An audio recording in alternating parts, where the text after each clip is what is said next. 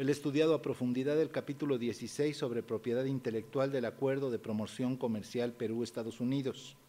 Realizó un estudio de los tratados de libre comercio de los Estados Unidos con CAFTA y Chile en términos comparativos con el TLC andino. Es experto en la Digital Millennium Copyright Act, base de los textos propuestos por Estados Unidos a sus contrapartes negociadoras. Ha estudiado los tratados Internet OMPI, WCT y WPPT, cuya implementación en los Estados Unidos dio origen precisamente al DMCA, al Digital Millennium. Es líder del proyecto Creative Commons de Perú desde 2006. Esta mañana, Pedro Mendizábal nos va a hablar sobre modelos de negocios en torno a obras digitales protegidas por el derecho de autor. Muchas gracias, Manuel. Buenas tardes a todos. Agradezco la invitación gentil del Museo Universitario del Chopo. Y como dijo Manuel, hoy día nos vamos a referir a nuevos modelos de negocio en torno a obras protegidas por el derecho de autor. Como el tema es amplio y posteriormente va a haber una ronda de preguntas, voy a entrar sin más en materia. ¿A qué nos referimos con nuevos modelos de negocios? Nos referimos básicamente a cómo hacer dinero, a cómo generar ingresos en el entorno digital y también en el físico o en el analógico, en un momento de la historia en el que los derechohabientes de obras han perdido el control sobre la copia. Y justamente el derecho de autor se basa en esa premisa, en que hay alguien, un autor, un productor, un editor, etcétera, que tiene la capacidad teórica y real de controlar las copias de una obra. Entonces, lo que se busca en este momento es cómo monetizar, cómo rentabilizar, por ejemplo, la gran cantidad de usuarios que puede tener un portal en Internet o una red social en Internet, cómo monetizar o cómo rentabilizar o cómo generar ingresos en torno a canciones, pinturas, esculturas, etcétera. Pero nosotros nos vamos a referir hoy a lo siguiente. Nos vamos a referir a ciertos modos de hacer negocios que no incluyen las medidas de protección tecnológicas, que es la manera artificial a través de la cual se trata de crear la escasez en un momento en que ya no la hay, ya no hay una escasez física real, y también que no utilizan la protección legal de las medidas de protección tecnológicas, puestas que estas gozan de un amparo jurídico para garantizar que la escasez tecnológicamente generada no sea vulnerada, no sea eludida, etc. Además, vamos a ver modelos de negocios en los que la protección de la propiedad intelectual, digámoslo entre comillas, no es tan importante, no es tan relevante. Entonces, esto lo que hace es que no reincidamos en aquel modelo de negocio tradicional con obras protegidas por el derecho de autor que incurren en prácticas que llegan a perjudicar a la ciudadanía y a veces también a los autores o a los productores o a los gestores de derecho. Dentro del pequeño marco teórico que vamos a utilizar está la noción central del derecho de autor, quitando a las personas, que es la obra. La obra es el objeto principal del derecho de autor y es la creación personal, original, literaria, artística, científica, que se manifiesta de cualquier modo o forma, sea conocido o por conocerse. Por ejemplo, si uno ve leyes de derecho de autor antiguas, del siglo XIX, etcétera, verá que obviamente no contemplan obras como la fotografía, como la cinematografía, no están tampoco las instalaciones, etcétera, sino que se limitan a unos cuantos tipos de obras.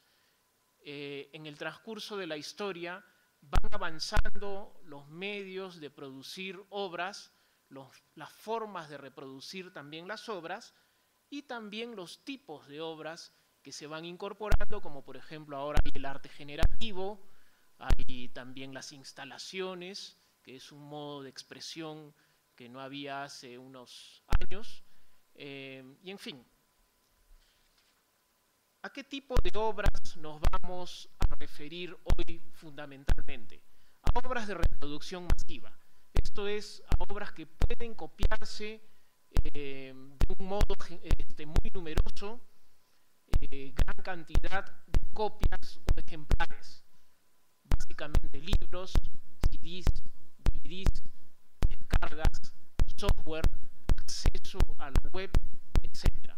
No tanto a pinturas o a esculturas en piedra, obras arquitectónicas, que usualmente son o piezas únicas o obras con contados ejemplares. La obra tiene un carácter inmaterial, y eso ya ayer se ha explicado, pero es bueno recalcarlo, por el cual la obra en sí no es aquella para el derecho que está incorporada propiamente en un soporte, sino que tiene un corpus mysticum, como se le dice, que es la obra en sí material, independientemente del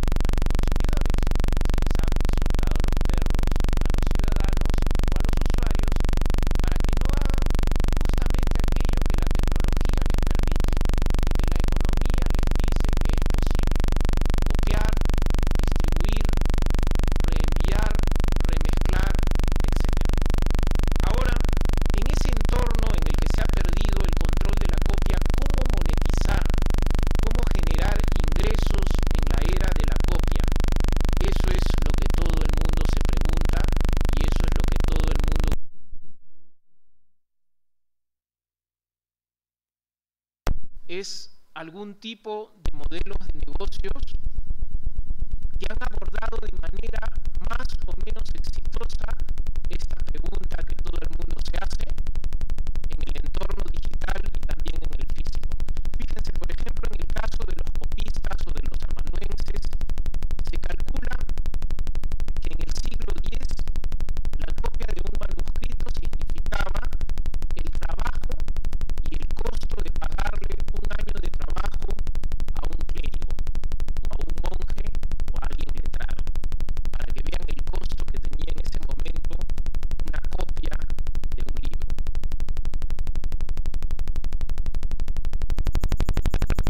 Que se sufrió con la invención de la imprenta de tipos móviles y está pasando ahora con el ámbito digital.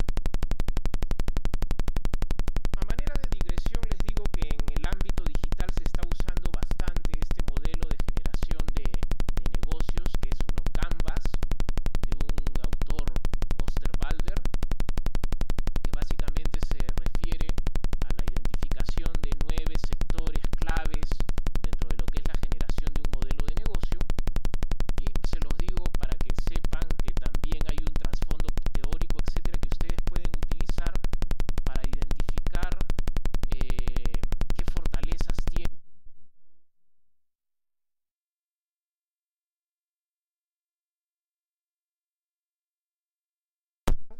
que es el de una editorial colombiana, Norma. Este caso fue presentado como un caso de estudio en el Internet Law Program que se hizo en el Perú en el año 2006 con la Universidad de Harvard. El grupo editorial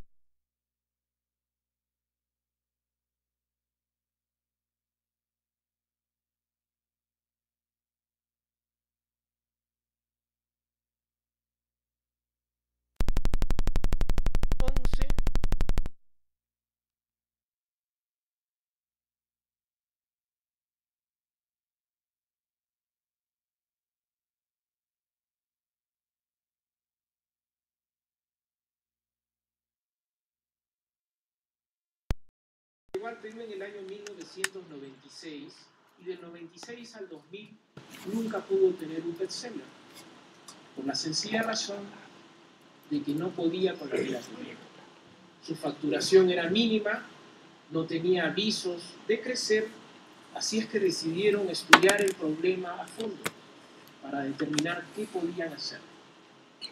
Lo primero que hicieron fue identificar quiénes eran los que estaban en el negocio de la piratería, cuáles eran sus procesos, cómo era su modo de operar, etcétera, para a través de eso trazar un mapeo del negocio mismo.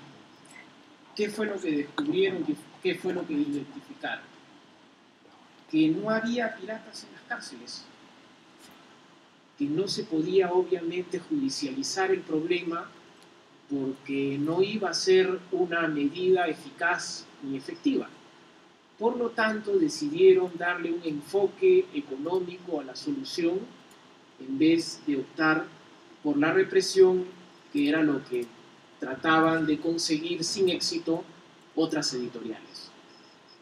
Ahora, ellos en primer término diferenciaron entre lo que podemos considerar como piratería industrial, que es aquel acto por el cual se copia de manera masiva, de manera industrial, ejemplares, sin tener los derechos para hacerlo, lo cual es un acto delictivo, de los vendedores informales, que también para la ley cometen actos delictivos, pero que no son pues, sino el eslabón más débil de la cadena, la punta del iceberg, etc.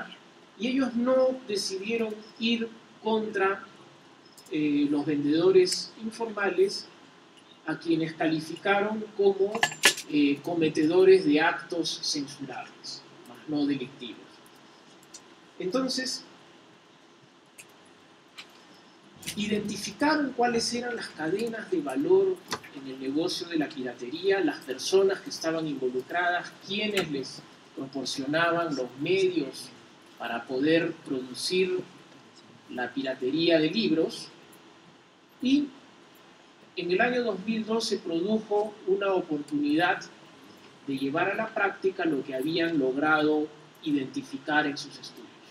Gabriel García Márquez publicó el primer tomo, el primer capítulo de sus memorias, Vivir para contarla, y ese era un potencial bestseller, ¿no? Entonces, ¿qué hizo Norma? Adquirió los derechos para el libro para la comunidad andina y decidió llevar a la práctica las experiencias que habían adquirido a través de este estudio. En primer término, ellos partían de una base. Normalmente ellos vendían un bestseller en otros países. En el Perú, el máximo que podían lograr conseguir era de 4.000 a 5.000 ejemplares a un precio promedio de 20 a 22 dólares por unidad. En este caso pusieron una meta alta, quisieron quintuplicar las ventas y apuntaron a vender 25.000 ejemplares, pero a 8 dólares 30 la unidad.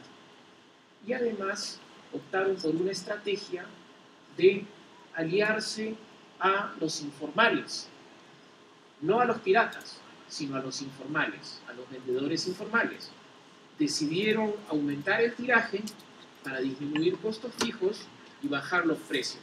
La matriz colombiana se opuso, pero bueno, ellos consiguieron de alguna manera que se bajasen los precios que eran fijos para todos los demás países de Latinoamérica, y así un libro de 580 páginas salió en la misma calidad de papel, en la misma calidad de impresión, pero en tapa rústica, en tapa flexible, a 8 dólares 30.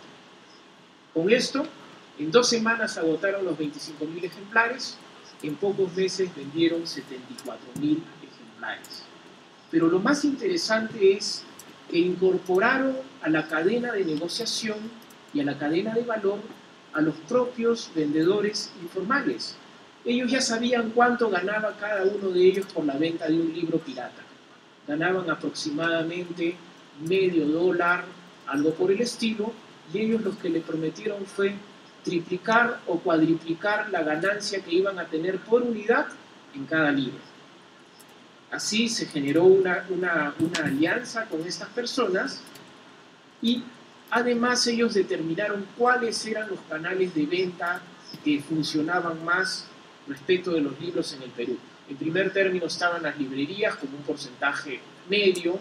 En segundo lugar estaban las grandes superficies, o sea, las tiendas por departamento, los supermercados, etcétera, donde también habían ingresado con stand de libros. Y en tercer lugar estaban los canales informales de los que se tenía muy poca referencia. Pero cuando se hicieron los estudios, se determinó que era claramente el canal más importante de venta de libros en el Perú. Y que aproximadamente de cada libro lícitamente copiado, había unas 4 a 5 copias piratas.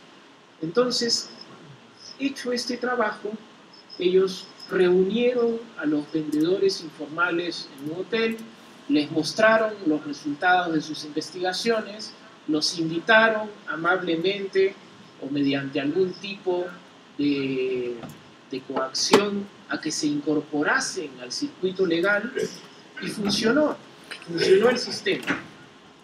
En primer término, dijeron que la distribución del libro iba a ser abierta. Quiere decir que no se necesitaba tener no se necesitaba ser un distribuidor autorizado o una gran cadena de librerías, etcétera, para poder acceder a la venta del libro. El que quería vender el libro lo iba a tener. Es más, abrieron un departamento de ventas con una línea directa que atendiese exclusivamente a vendedores informales y a pequeñas librerías. Les aseguraron una mayor ganancia, como les había mencionado, pero el libro tenía que estar en todas partes, porque ellos también se habían dado cuenta de que la piratería era muy rápida y además tenía amplia cobertura, tenía numerosos puestos de venta. Entonces, un puesto de venta distraído, un puesto de venta no atendido, era un foco potencial para la piratería. Además, se hizo un lanzamiento masivo del libro en un campo ferial de de vendedores informales y, como les mencioné, en 2 semanas lograron alcanzar el récord de ventas que se habían trazado, hicieron reimpresiones locales del libro y en unos pocos meses llegaron a las 74.000 unidades vendidas, que más o menos da una idea de cuál era el número real de libros que se vendía en el caso de un bestseller. Por ejemplo, ellos en el caso de Harry Potter habían vendido no más de 8.000 unidades de toda la serie de Harry Potter. Entonces, cuando apareció esta forma de hacer negocios y se vio que era exitosa, se dieron ellos cuenta de que el precio era un factor determinante para la decisión de compra del lector. Quiere decir que había una elasticidad de la demanda, ¿no? Y además que el precio, si bien era importante, no era el único factor. Tenía que haber amplia cobertura, como les dije, tenían que estar en todos los rincones del Perú, en cada puesto de venta, con cada vendedor informal que se para en una esquina y que vende libros a los vehículos. Tenían que tener rapidez para lanzar el producto al mercado, porque justamente esos días de diferencias, esas semanas de diferencias aprovechadas por el mercado ilícito, tenía que haber simultaneidad en el lanzamiento con otros mercados, una buena red de distribución minorista y la alianza estratégica con los canales de venta informales para vender todo aquello que las librerías formales no podían vender. Este éxito lo repitieron ellos luego con otros tipos de obras y fíjense, un libro de administración que habían vendido en 8 años 390 unidades, pasaron a vender en 3 semanas 4.000 unidades. No era el mismo libro, sino eran libros comparables, muy similares. Un libro sobre política internacional, que solamente se había vendido 800 unidades, se vendió 13.000 unidades. Otro libro de política también, que se había vendido 1.000 unidades, vendieron 21.000 unidades. En conclusión, la salida no puede ser exclusivamente legal.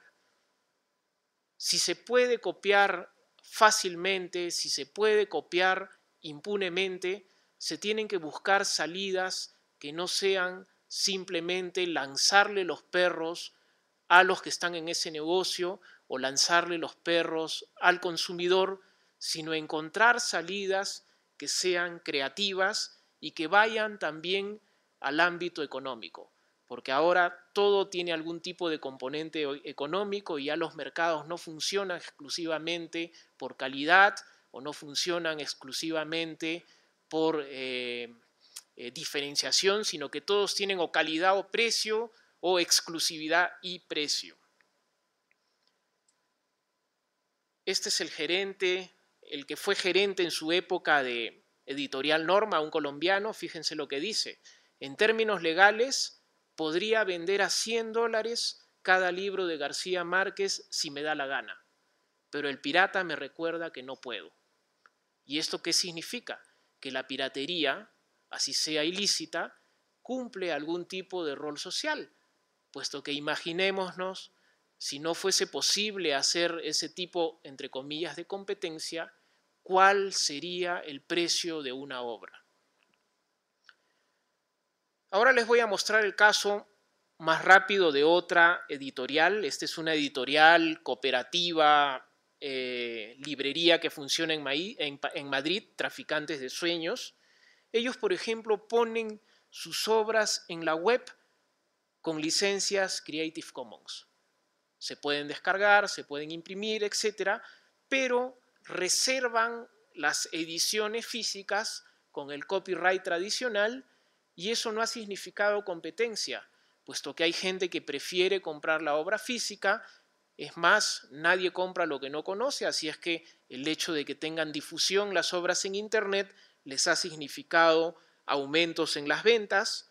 les ha dado mayor difusión, han llegado a Latinoamérica, han aumentado también pequeñas exportaciones de unidades a algunos países de Latinoamérica. En fin, el editor en jefe del libro dice que se ha dado cuenta que el enemigo no es la tecnología digital y que más bien su función se justifica porque mejora los textos que recibe y los da a conocer al público.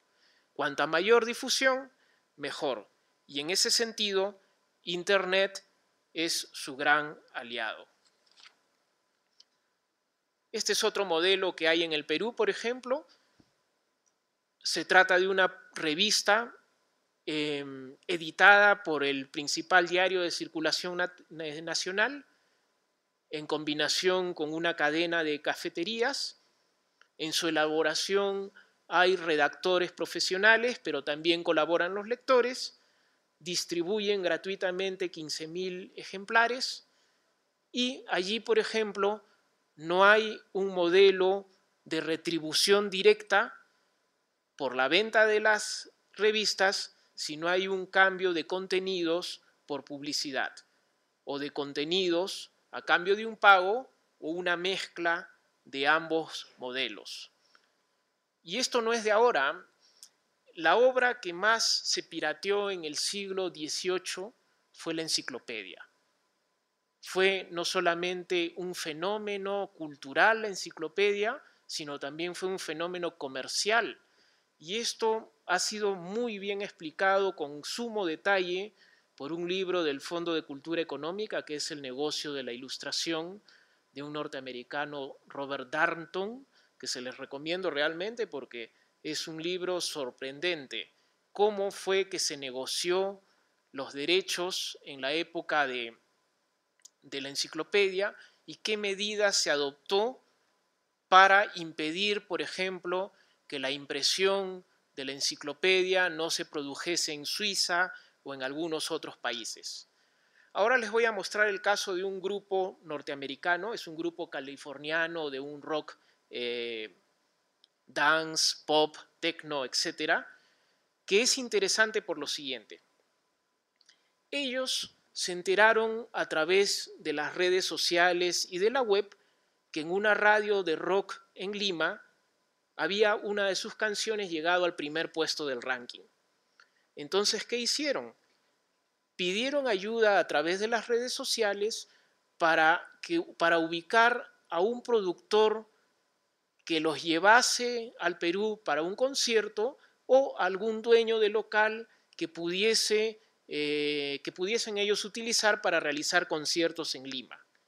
La gente les ofreció al principio locales amplios, etcétera, pero ellos dijeron, no, nosotros sabemos que nosotros no vamos a llenar un estadio, no vamos a llenar un local de esas dimensiones. Y efectivamente consiguieron a una productora, los llevaron a una discoteca y se produjo el concierto. Ahora, el día en que ellos iban a tocar por primera vez en Lima coincidió con un concierto mucho más grande de Sonic Youth. Tuvieron el tino de diferir la hora de su concierto para que no coincidiese con este otro grupo. Los precios de las entradas fueron precios razonables. Yo fui al concierto. En el concierto, en el local había merchandising del grupo, había un EP que estaba vendiéndolo a un precio también sumamente razonable, tenía una lista de mailing, departían con el público, obsequiaron anteojos gigantes durante su presentación y en esa gira no solamente tocaron una vez, sino que creo que lo hicieron 2 o 3 veces más en distintos lugares de Lima. Esto les estoy hablando de hace un año, de noviembre del año pasado. Que yo sepa, en 2012 ya han regresado una vez más al Perú y han tenido 4 o 5 conciertos. Salieron en prensa, envían sus mails periódicamente a los que se anotaron en la lista de mailings, ofrecen nuevas versiones de sus canciones, ofrecen descargas. Hace poco han estado de gira en Estados Unidos, en Europa, han regresado a los Estados Unidos. Estoy reseñando su caso, que se los estoy presentando. ¿Cuál es la lección? Ellos no se quedaron apoltronados en California esperando a que viniese alguien a buscarlos. Ellos salieron a buscar su público, se movieron, fueron al público, porque el público existe. Nunca antes en la historia hemos sido 7.000 millones de personas. Las clases medias han crecido y las clases medias son históricamente las que consumen más cultura. Entonces, hay que crear mercados internos, no hay que desaprovechar la oportunidad de crear mercados externos, pero sobre todo hay que segmentar, hay que saber a quién se dirige uno. No pueden haber ya más los proyectos ómnibus, o sea, para todos, sino tienen que buscarse nichos, segmentos. Y esos nichos o segmentos o mercados puede que no sean todo México, ni todo Perú, ni todo Brasil, sino de repente una parte de la ciudad, segmentos muy pequeños, pero donde se encuentra una fuerza y un público que después va a repotenciar eso a través de la referencia a terceras personas, que es, por ejemplo, lo que está ocurriendo en este momento. Otro caso que ocurre en el Perú es con un tipo de música o unos tipos de géneros que son la tecnocumbia, es una cumbia peruana con instrumentos eléctricos, etc.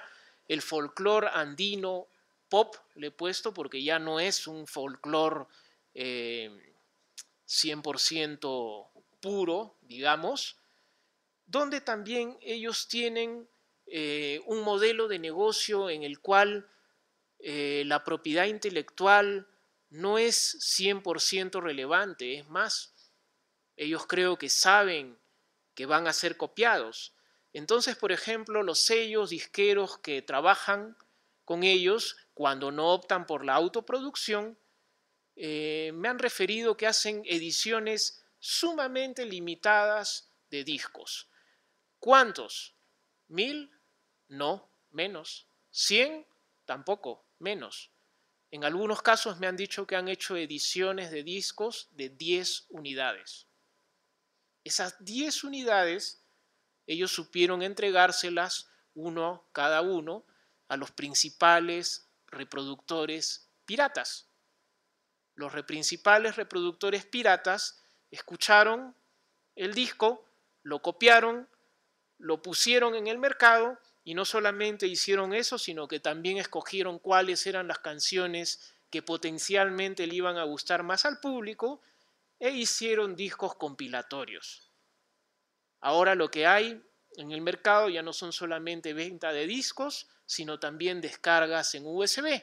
Entonces va una persona, paga quizás el equivalente a 70, 80 centavos de dólar, etc., conecta su USB y le descargan pues una cantidad inimaginable de música. Ahora, ¿a qué apuntan estos grupos de tecnocumbia o de rock o de folclore andino pop? Ellos básicamente realizan una suerte de conciertos, fiestas, festivales masivos, donde cobran por la entrada, donde se venden los CDs, pero también a precios muy económicos, porque ese no es el negocio, sino que el negocio puede ir o bien por el lado de las entradas, o bien por el lado de la venta de cerveza, de bebidas y de alimentos, que son cosas y elementos que ellos sí pueden controlar, a tal extremo que hay algunos que han sacado su propia marca de cerveza, entre comillas, o sea, lo que tienen son etiquetas propias, han sacado sus propias marcas de bebidas y perciben parte de los ingresos de lo que se genera en toda esa actividad que puede durar horas fácilmente, donde la gente va a bailar, va a escuchar, va a departir, etcétera, y obviamente tiene que consumir. Este tipo de modelo de negocio sabía que existía en el Brasil y es lo que les voy a mencionar a continuación, pero también conversando con una persona de Portugal me dijo que en Portugal también había algo así entre algunas bandas. En Brasil lo que hay es lo que se denomina la tecnobrega, esto Este fenómeno cultural se ha dado sobre todo en la zona norte de Brasil, y en ella los músicos saben y desde el principio que van a ser copiados, admiten que van a ser copiados y ellos mismos sostienen que están creando una cultura libre. El formato es parecido al que les había mostrado en el Perú. El precio de un CD en el mercado con Tecnobrega cuesta alrededor de $1.50, costaba alrededor de $1.50 en el año 2009, se vendía con vendedores callejeros informales que a su vez también hacían los CDs compilados, y a ellos no les interesaba mucho aplicar medidas restrictivas ni derechos de autor, porque justamente la difusión y el conocimiento a través del público estaba a través de las copias piratas, ¿no? Y también hacían grandes fiestas en vivo, ¿no? Con música, concursos entre los distintos grupos. En las fiestas se grababan CDs, esos CDs podían tener saludos personales para una determinada persona, familiares, etcétera, con lo cual tenían una individualización y un valor agregado adicional para el adquirente. Y además en esos eventos normalmente mezclan, ¿no?, la música en vivo de unos cantantes con otros, etcétera, con lo cual crean inclusive obras derivadas de una manera más directa. Allí tenemos un ejemplo de un concierto o de un festival o una fiesta electrónica de Tecnobrega. Estos modelos definitivamente no van pues con lo que dice Noel Gallagher ex Oasis, ¿no?, que Internet es una patada en el trasero. Son modelos de negocios distintos, son modelos de negocios alternativos, etcétera, y que también se dan en Europa. Este es un caso que he conocido hace poco de BeatPick. Es un lugar con música, tiene todo un catálogo amplio licenciado con Creative Commons, pero apuntan a la rentabilidad porque están bajo el modelo o bajo la licencia no comercial. Entonces, si alguien desea una música, por ejemplo, para un comercial, lo vende. Tienen ya anuncios con Toyota, Mercedes-Benz, Samsung, Lufthansa, 20th Century Fox también ha comprado música allí para incorporarla en algún tipo de película o de obra. También tienen negocio con las cadenas de supermercados y calculan que hay una cadena de supermercado en Gran Bretaña que ahorra aproximadamente 1 millón de euros al año en todo lo que tendría que pagar por gestión colectiva. El secreto ha sido convencer a los músicos de que pongan sus obras bajo este tipo de licenciamiento, bajo este tipo de esquema, y la repartición de ingresos es 50-50. 50% para los autores, 50% para este portal. Otro caso más conocido e institucional es el de Red Hat. Red Hat tiene quizás la distribución comercial open source de GNU Linux más difundida entre las empresas. Es una empresa que en el año 2011 ha facturado más de $1.000 millones y uno de sus productos estrella es el RHEL, el Red Hat Enterprise Linux, que es una versión corporativa del Linux que cualquiera puede descargar. ¿Qué ventajas tiene? Que ellos tienen soporte permanente 24/7, se aseguran de que el código sea de alta calidad, esté muy depurado, etcétera, que haya soporte, que haya consultoría, en fin, y además hacen una serie de parches al código que lo mejoran. Entonces, se calcula que en este momento el 60% de las contribuciones al kernel de Linux proviene de empleados de empresas del tipo de Red Hat. otra podría ser Canonical, etc. O sea, los que están empleados en Red Hat hacen la mayor cantidad de contribuciones al código de Linux. Tienen headquarters, cotizan en la bolsa, pero ¿qué ocurre?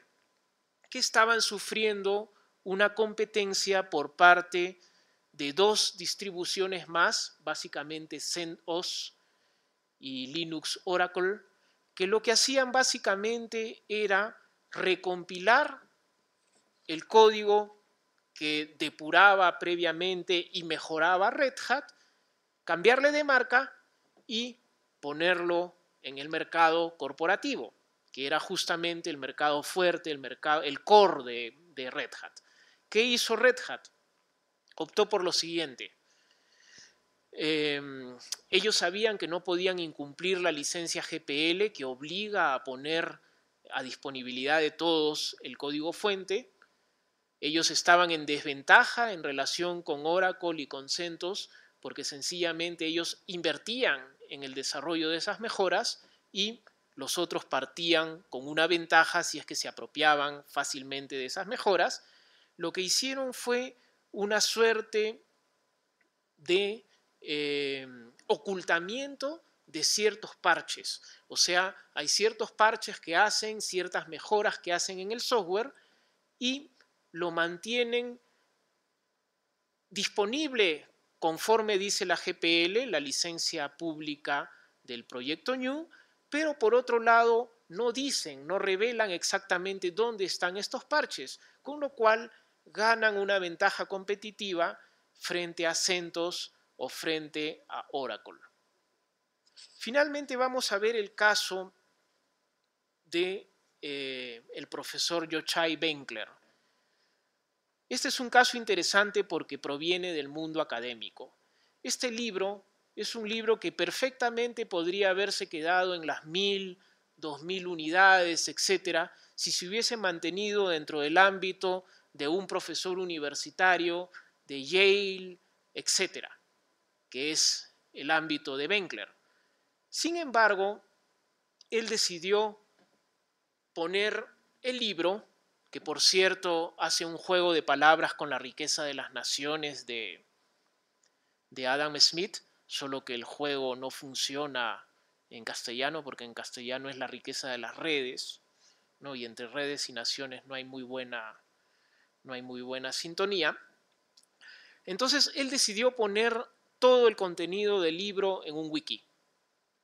Allí se puede ingresar uno comentarios, puede descargar lo que quiera, puede leer lo que quiera. Además, el libro también está en un PDF. El PDF tiene incluso un formato amigable para la impresión. Está en HTML con capítulos formateados por separado, de manera fácil de leer.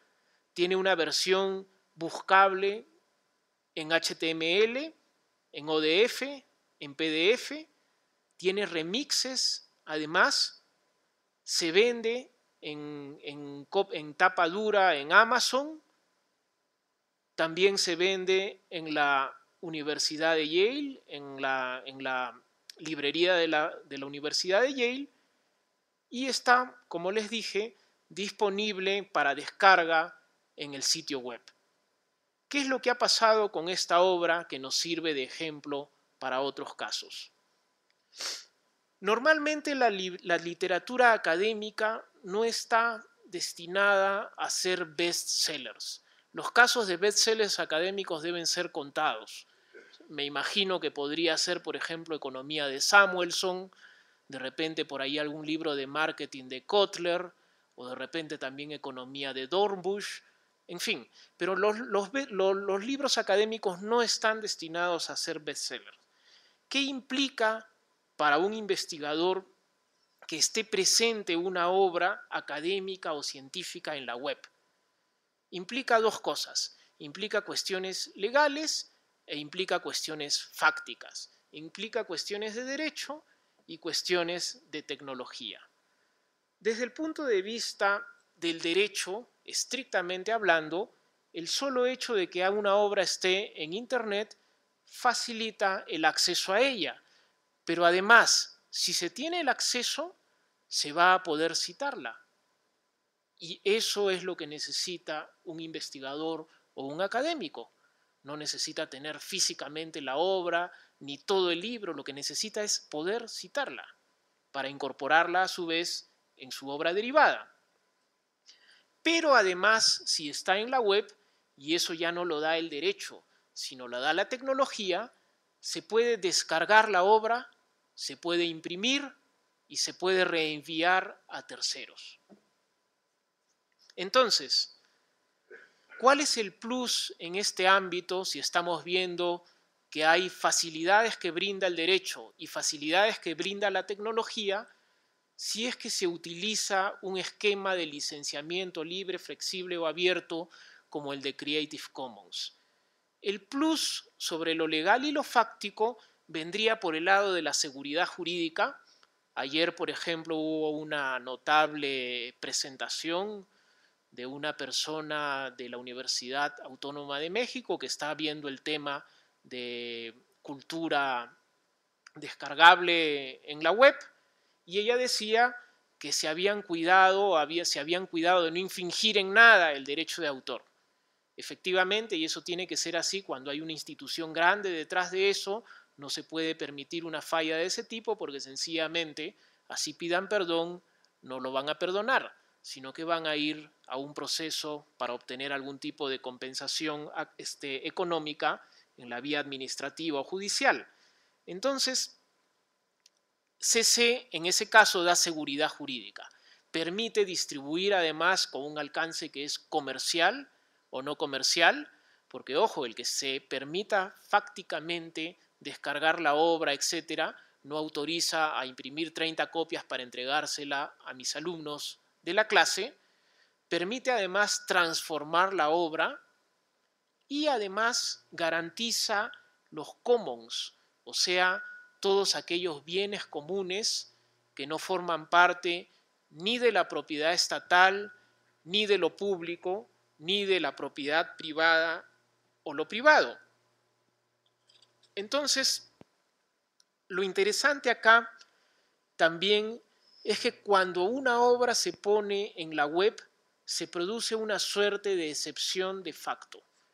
Los que ponen una obra en la web saben qué es lo que va a pasar con ella, que esa obra va a ser descargada, que esa obra va a ser impresa, que esa obra va a ser redirigida a través de links, etc. Y por lo tanto sabe que de facto se ha permitido o se ha facilitado a través de la tecnología algunas cosas que el derecho prohíbe.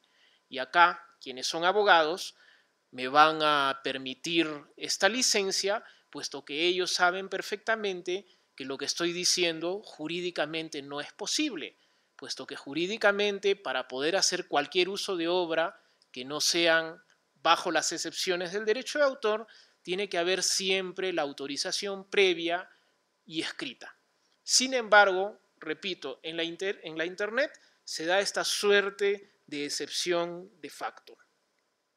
Entonces, no solamente hay esta ventaja de que esté en la web, sino que además el acceso a la web ya no es un tema de derecho de autor.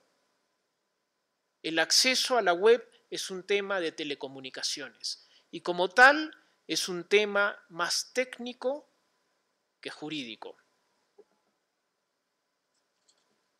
Y en ese ámbito más bien es donde nos debemos preocupar por algunas cosas que también se mencionaron ayer.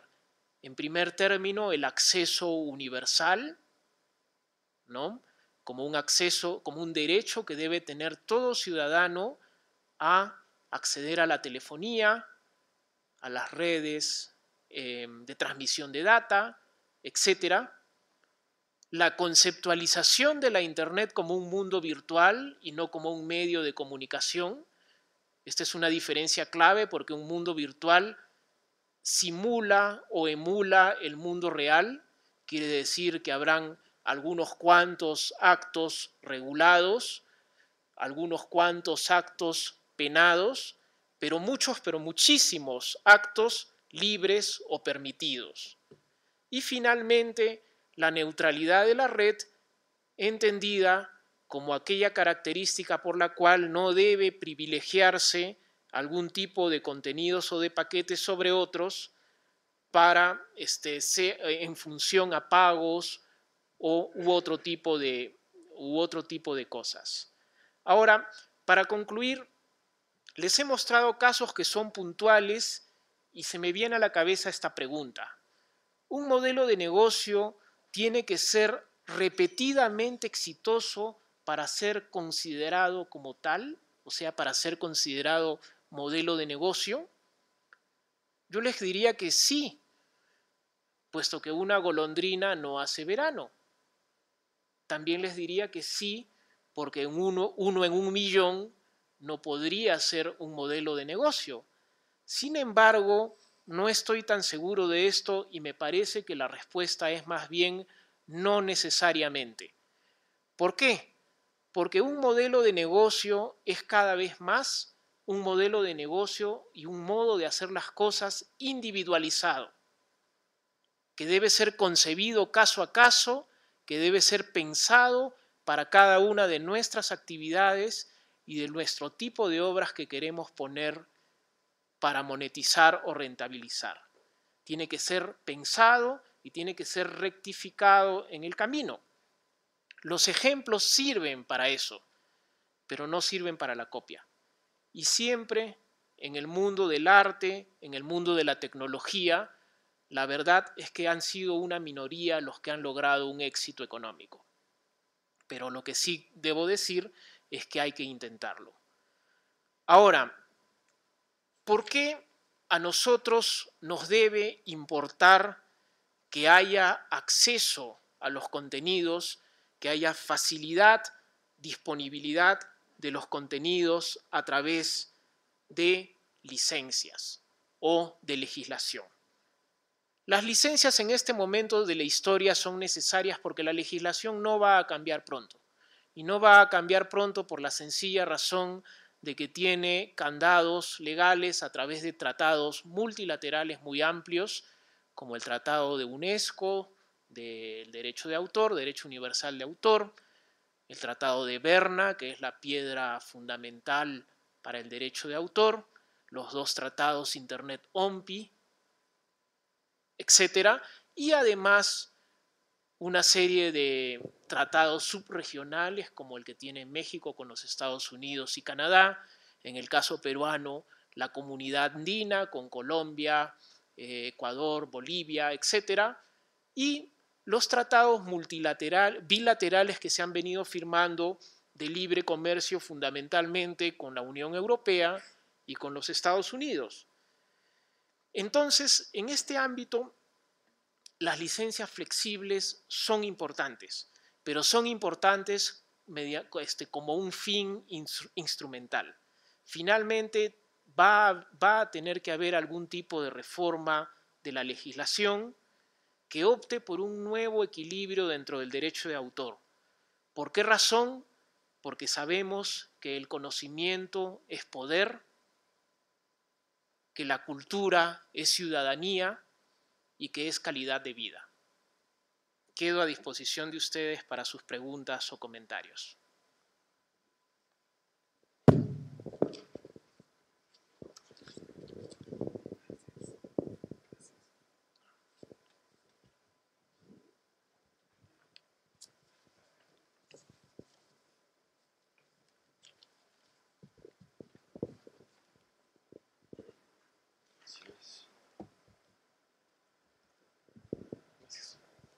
Buenas tardes. Maestro, antes que nada felicitarlo por su exposición. Me parece verdaderamente loable su labor. Muchas gracias. Mi nombre es Fernando Cardoso y estoy interesado en saber cuál sería la perspectiva con respecto a los países de habla inglesa, en específico con Estados Unidos. Si ellos están abiertos precisamente para generar nuevos modelos de mercado en torno a esta era digital. Si en verdad, bueno, lo que yo sé es que hay ciertos países, sobre todo Estados Unidos, que tiene una economía, digamos, sumamente cerrada, en tanto que son especializados, muy especializados, en tanto que pelean muy fuertemente sus derechos de autor, ciertos emporios, grandes empresas, y en ese sentido, bueno, tengo la curiosidad por saber si tenemos contrapartes en ese país, en algunos otros países, precisamente que se presten a experimentar esos nuevos modelos. Bueno, sí lo hay. Red Hat es una empresa norteamericana, por ejemplo. La licencia GPL, el proyecto New, nacieron en Boston, en un ámbito académico, también en los Estados Unidos. Quizás el principal problema no vaya por el lado de la disposición a experimentar con nuevos modelos de negocio, sino vaya más bien por el lado de la disparidad que hay entre los poderes que pueden representar aquellos que tienen una gran cantidad de derechos sobre contenidos versus los derechos pequeñitos de cada uno de nosotros como ciudadanos, que tendríamos que sumarnos realmente para poder hacer algún tipo de equilibrio en la balanza. Ese quizás es el principal problema que puede verse. Ahora, respecto de modelos de negocios novedosos, creo que ya hemos visto que no todo va por el lado del derecho. El derecho tiene que poner su parte, tiene que poner su cuota, pero también va por el lado de la creatividad,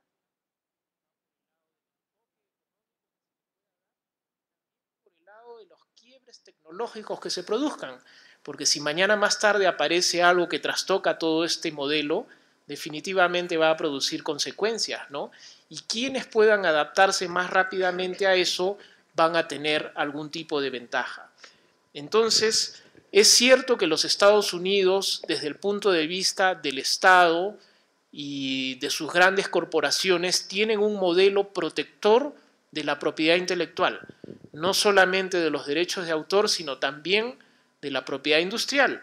Sin embargo, también en esos ámbitos se han visto modelos de negocio novedosos, modelos de negocio alternos que pueden servir de ejemplo para que otras corporaciones se vayan incorporando. Ustedes han visto, Oracle está distribuyendo un sistema de Linux, IBM lo hace desde hace años, y en fin, sí existen rendijas para la flexibilidad y para la apertura en cierto tipo de obras. Gracias, yo soy Eric Fuentes y mi pregunta es acerca de la monetización que has planteado para los modelos de negocio. ¿Por qué se mencionaba que la permanencia del éxito, no necesariamente el éxito de un modelo de negocio bajo estos esquemas podría ser permanente? No sé si me quedé con la impresión de que también planteas modelos de negocios cíclicos. Sí, sin duda, todos sabemos que los distintos productos o servicios pasan por distintas fases, ¿no? Y que luego de una maduración ya viene un declive del producto. Ahora, en cuanto a los modelos también, si algo caracteriza a nuestra época es el cambio. Por lo tanto, nosotros tenemos que estar preparados para cambiar y tenemos que revisar nuestros pasos día a día, no sea que estemos dirigiéndonos hacia un barranco, ¿no? Gracias. Buenas tardes, mi nombre es José Luis Hernández. Mi pregunta es la siguiente. Sabemos que hay muchos candados a nivel mundial, ¿sí? Sabemos que se protege mucho al autor, pero también sabemos que, como dices, hay muchas rendijas, ¿sí? Mi pregunta es la siguiente. ¿Tú tendrías o nos podrías proporcionar algún modelo de negocio que fuera exitoso y que, aparte de exitoso, pues también ayudara a la comunidad, ¿verdad? Porque la comunidad pues está ávida de que sea ayudada, ¿sí? Hay gente muy pobre, hay gente que se está muriendo de hambre. Entonces creo que también debemos de mirar hacia ese ámbito. Gracias. Ok, bueno, todos estos modelos de negocios que facilitan el acceso a las obras y ciertos tipos de usos de las obras, de una u otra manera mejoran nuestra calidad de vida. Para ser sincero, no creo que jamás en la historia de la humanidad haya habido tanto acceso a obras como lo hay ahora. Más bien nuestro problema es gestionar el exceso de información, gestionar nuestro tiempo. Pero aún así vamos a necesitar más. ¿Y por qué vamos a necesitar más? Porque sencillamente cada vez vamos a ser más especializados y me temo que probablemente menos ciudadanos. Ahora, todo lo que es, por ejemplo, el fenómeno del software libre es un fenómeno que ha beneficiado y beneficia enormemente a la humanidad. La presencia del software libre se da más en ámbitos que no son visibles que en aquellos que son evidentes. Entonces sí hay una gran transferencia de valor desde una comunidad hacia la propia comunidad, desde una comunidad hacia una empresa y hacia una empresa que a su vez, como hemos visto en el ejemplo de Red Hat, retribuye con programación que retroalimenta a esa comunidad. Entonces, sí existen círculos virtuosos, dificultades ha habido siempre, pero me parece que uno tiene que tener el suficiente optimismo, al menos a nivel personal, para enfrentar las dificultades que se puedan presentar. Ahora reconozco también que cuando uno habla de temas de derecho de autor o de cultura y los compara pues a problemas de alimentación, de vivienda, de salud, etcétera, obviamente quedamos mal, ¿no? Parecemos irrelevantes, etcétera, pero eso es algo así, es normal. ¿Qué priorizarían ustedes, la alimentación o la cultura? ¿La salud o la cultura? ¿La vivienda o la cultura? Creo que la respuesta es obvia, ¿no? Bueno, buenas tardes. Mi nombre es Ana Paula Tello. Quería preguntarle de manera más personal, ¿cómo ve usted el futuro de estos modelos de negocio? Es decir, ¿cómo están contribuyendo de manera a la economía global y hacia dónde se dirigen, ¿no? ¿Qué tipo de espacios están abriendo estas rendijas por las que están entrando estos modelos de negocios? Fíjate, hace unos años yo tenía un punto de vista más pesimista hacia el 2003, 2004 respecto de todas estas corrientes que lo que tratan de hacer es agravar la situación respecto de los derechos de autor para los ciudadanos, para los consumidores, para los usuarios, etc. Luego vi que eso no funcionaba porque, como repito, no podemos mirar solamente a las leyes, sino tenemos también que ver la economía y la tecnología, y vi que habían las herramientas tecnológicas para saltearse inclusive legislaciones perversas. Y en cuanto a los negocios, hace unos años notaba más el interés de contribuir en proyectos gratuitos. Todo el mundo quería contribuir, todo el mundo quería poner la mano, etc. Y lo que noto más bien en los últimos 2 años o un poco menos es que existe ese mismo interés por colaborar, pero a la vez existe un interés por rentabilizar lo que se pueda obtener de ese tipo de proyectos. Y me parece que no es un mal ejercicio, me parece que es un punto de vista sano que trata de buscar, por un lado, el bienestar de la mayoría y, por otro lado, tener algún tipo de sostenibilidad o de retorno, etcétera, que permita inclusive crear más contenidos, más obras, más conocimiento, etcétera. A futuro es difícil decirlo porque, como vemos, hay movimientos pendulares siempre en la historia. Así es que recomendaría mantenerse atento acerca de nuevas legislaciones que se propongan, nuevos tratados que se propongan. No soy del todo pesimista respecto a ellos porque, repito, si el derecho se endurece, bueno, la tecnología va a tener que encontrar soluciones. Hola, ¿qué tal? Buenas tardes, mi nombre es Saúl. Quiero preguntarle, con todos los ejemplos que dio en su exposición, me parece que en los modelos de negocio la cuestión de la distribución me sigue pareciendo un poco corporativo, o más bien corporativo, como que está, no sé si todavía limitado a seguir solamente perteneciendo a estos grandes emporios, y si han cambiado un poco con la era digital estos modelos también en la cuestión de la distribución. Sé que el internet es muy accesible a todos, pero la distribución específicamente me parece que todavía sigue teniendo ahí pues esta parte de monopolios, o no lo sé todavía, como que sigo percibiendo eso. ¿Qué tan cierto puede ser? Sí, eso es cierto. O sea, distingamos, si una obra ya está incorporada en un soporte físico, obviamente tiene que haber una distribución para que haya posteriormente una entrega a un consumidor final. Los problemas de autoproducción se han solucionado bastante bien justamente con el surgimiento de la digitalización y de las tecnologías nuevas. El de la distribución quizás es uno que hay que abordar mejor todavía porque estamos hablando de bienes físicos. Pero si se salta a un ámbito en el cual pueda haber comercio 100% electrónico, la cosa podría mejorar. Para el comercio 100% electrónico, la distribución está dada a través de la red y allí más bien la dificultad viene por el lado de los medios de pago. Porque si las obras tienen un precio bajo, es difícil que alguien arriesgue introducir su tarjeta de crédito, etcétera, para el comercio electrónico sabiendo que hay riesgos, entonces eso tiene que ser abordado. Y por otro lado hay que crear mecanismos de micropago que sean eficientes.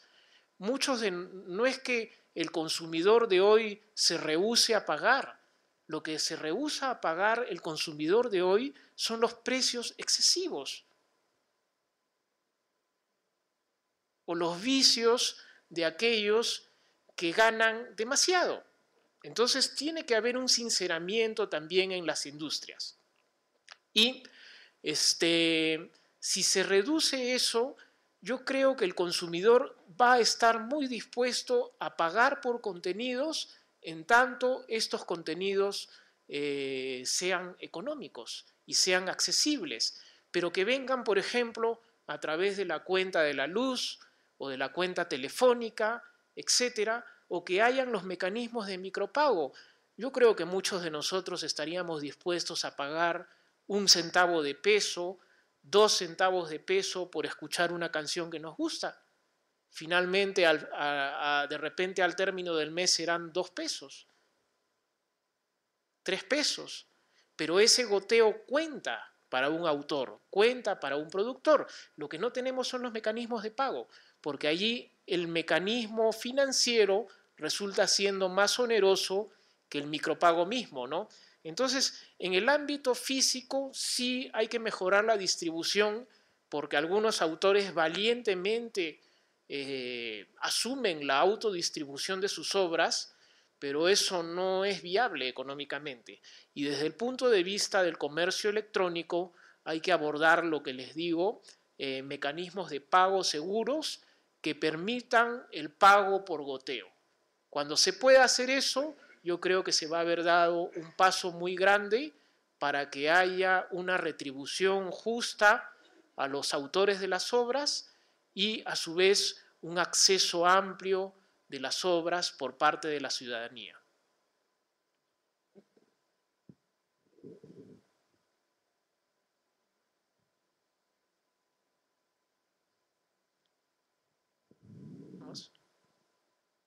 Bueno, si no hay más preguntas, creo que damos por finalizada la sesión. Les agradezco muy sinceramente su asistencia, así como reitero el agradecimiento al Museo del Chopo. Hasta luego. Se les recuerda y los invitamos a que regresen a las 5 de la tarde a la mesa de trabajo coordinada por el maestro Pedro Mendizábal y con la participación de Juan Buchás, Armida Aponte y Gunnar Wolf. Gracias.